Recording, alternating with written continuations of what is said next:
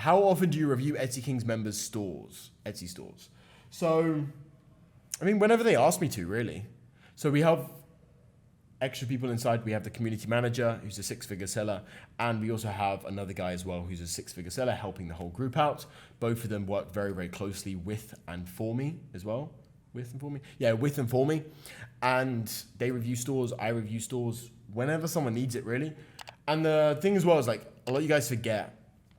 There was a guy that was asking me to this today, like, oh, can I jump on a consulting call with you? And I was like, bro, like, I'm at the position where I do not like giving, like, selling my time. Like, I don't like selling my time.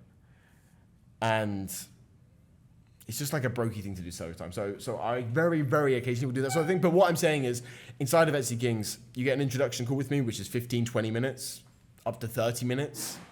I mean, really, as long as you kind of need.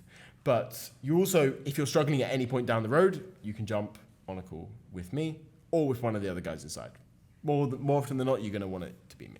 Super quick interruption. After you finish watching this video right here, go check out the video that's the top link in the description, where I detail exactly how I made over £200,000 from Etsy dropshipping in just 3 months.